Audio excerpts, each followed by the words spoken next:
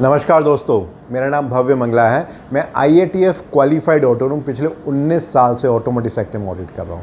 एक और बेहतरीन टॉपिक लेके आया हूँ और आज मैं बात करने वाला हूँ क्या डिफरेंस होता है स्टैट्यूटरी रिक्वायरमेंट और रेगुलेटरी रिक्वायरमेंट। और जब तक ये वीडियो समाप्त होगा आपको समझ में आएगा होता क्या है स्टैट्यूटरी रिक्वायरमेंट, क्या होती है रेगुलेटरी रिक्वायरमेंट, क्या मेन डिफरेंस है और क्यों इंपॉर्टेंट है हमारी डे टू डे लाइफ में।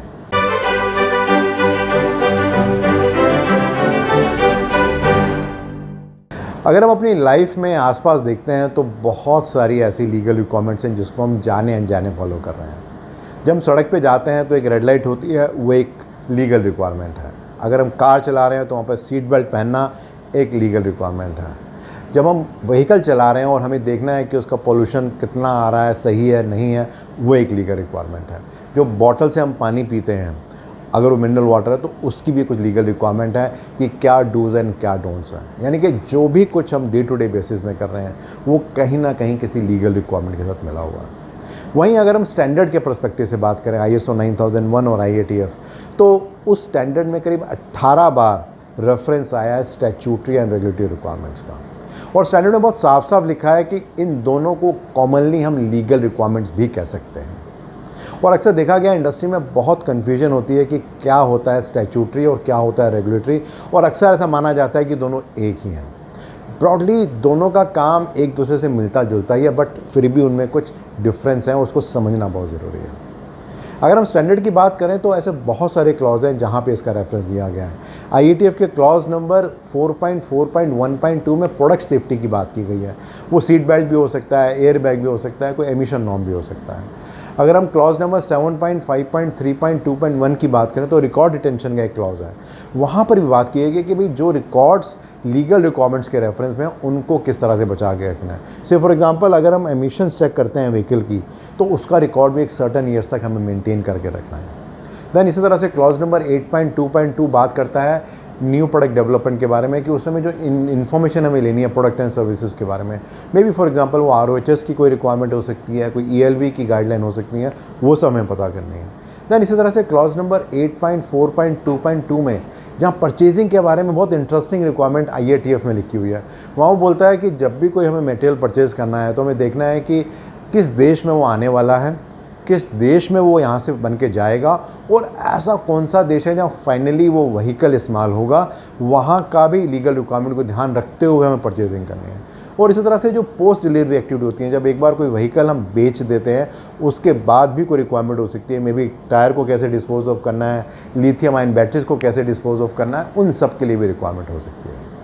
तो अगर मैं आसान भाषा में बोलूँ, जब हम बात करते हैं स्टैट्यूटरी रिक्वायरमेंट की तो वो रिक्वायरमेंट्स हैं जो कि एक लीगल एक्ट होता है जो स्टेट या सेंटर का होता है, उसके थ्रू पास होती हैं। जब हम रेगुलेटरी रिक्वायरमेंट की बात करते हैं तो उन रिक्वायरमेंट्स को कैसे इम्प्लीमेंट करना है, उसको कैसे और डिफ़ाइन करना है, उसके कोई SOP बनाने हैं, कोई प्रोसीजर बनाना है, कोई सिस्टम बनाना है, वो सारी की सारी बातें रेगुलेटरी रिक्वायरमेंट में आती हैं। अब अगर बात करें कुछ की डिफरेंस की तो सबसे पहले मैं स्टार्ट करूंगा डेफिनेशन से, जो कि ISO 9000 2015 वर्जन में लिखी है। जो स्टैट्यूटरी रिक्वायरमेंट की डेफिनेशन है वहाँ पे लिखते हैं कि वो ऑब्लिगेटरी रिक्वायरमेंट हैं जो कि स्पेसिफाई किया है किसी लेजिस्लेटिव बॉडी ने। वहीं पर ही जब हम रेगुलेटरी रिक्वायरमेंट की बात करते हैं तो हम बात करते हैं उन ऑब्लिगेटरी रिक्वायरमेंट्स की जो कि कोई अथॉरिटी है जो कि डिसाइड करती है as per the legislative requirement. जब हम बात करते हैं स्टैट्यूटरी रिक्वायरमेंट की तो प्राइमरीली, जैसे मैंने आपको पहले भी कहा था, एक लॉ है वो पास किया जाता है और उसके बेस पे उसको इम्प्लीमेंट किया जाता है। वहीं जब हम रेगुलेटरी रिक्वायरमेंट की बात करते हैं तो हम बात करते हैं कि वो जो लॉ पास हुआ था उसको कैसे इन्फोर्स करना है, उसे कैसे इम्प्लीमेंट करना है, उन सब के लिए रेगुलेटरी रिक्वायरमेंट होती है। जनरली जब हम बात करते हैं कि स्टैट्यूटरी रिक्वायरमेंट की तो वो देश के सभी सिटीजन्स के लिए लागू होता है। से फॉर एग्जांपल सिगरेट की डिब्बी में अक्सर लिखा होता है कि ये सिगरेट को इस्तेमाल करना हानिकारक है, इससे कैंसर भी हो सकता है। जब बात करते हैं रेगुलेटरी रिक्वायरमेंट की तो हो सकता है वो एक स्पेसिफिक रीजन के लिए कोई रिक्वायरमेंट हो कि वहाँ पे कोई डूज़ एंड डोंट्स हो, उसके लिए स्पेसिफिक किया जा सकता है। अक्सर जब हम स्टैट्यूटरी रिक्वायरमेंट की बात करते हैं तो अगर उसको फॉलो नहीं किया जाता तो कोई क्रिमिनल पेनल्टी भी लग सकती है उसके नॉन कंप्लायंस के लिए, लेकिन रेगुलेटरी रिक्वायरमेंट में अक्सर ऐसा नहीं होता, वहाँ पे ऐसी चीज़ डिफाइन नहीं की जाती। अक्सर ऐसा होता है कि जो स्टैट्यूटरी रिक्वायरमेंट होती है उनको आसानी से चेंज नहीं किया जाता क्योंकि उसके लिए लॉ को चेंज करना होता है और बहुत सारी रिक्वायरमेंट्स होती हैं। वहीं रेगुलेटरी रिक्वायरमेंट्स को बहुत आसानी से हम चेंज कर सकते हैं अगर हम करना चाहें तो।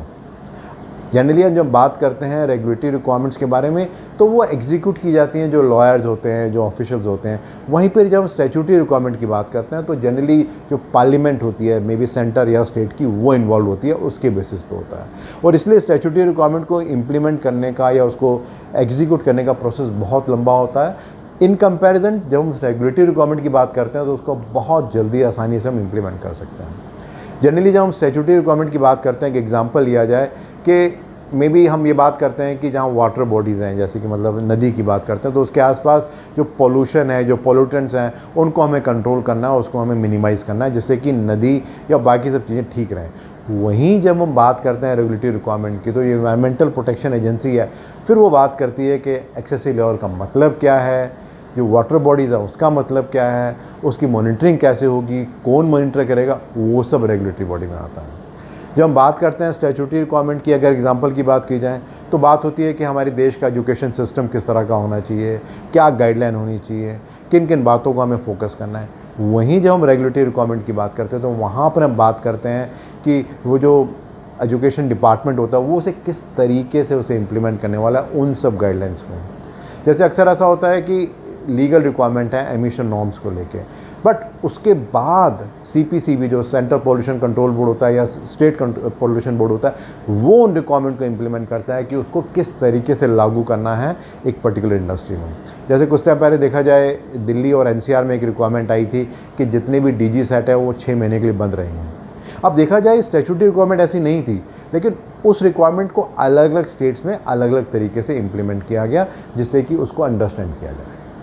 तो अगर मैं समरी करूं, जब हम बात करते हैं स्टैट्यूटरी रिक्वायरमेंट्स की, तो वो एक लॉ है जो एनेक्ट होता है सेंटर या स्टेट के द्वारा, जिसके द्वारा उसको इम्प्लीमेंट किया जाता है।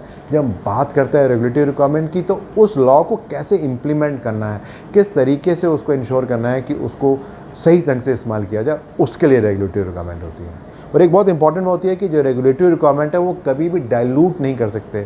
ऐसा नहीं है कि अगर मान के या कहा गया है कि व्हीकल पोल्यूशन को 12 महीने में कम से कम एक बार चेक करना है, तो रेगुलेटरी रिक्वायरमेंट ये नहीं कर सकते उसे 2 साल में करना है। आप उसे 12 से 6 महीने या 3 महीने तो कर सकते हैं, लेकिन उसको डाइल्यूट नहीं कर सकते। तो ये है की difference between statutory and regulatory requirement. मेरा जो अगला वीडियो रहेगा वहाँ मैं बात करने वाला हूँ कि क्या एग्जैक्टली है ISO TS 9002 2016 वर्जन, मैं उसके बारे में बात करने वाला हूँ।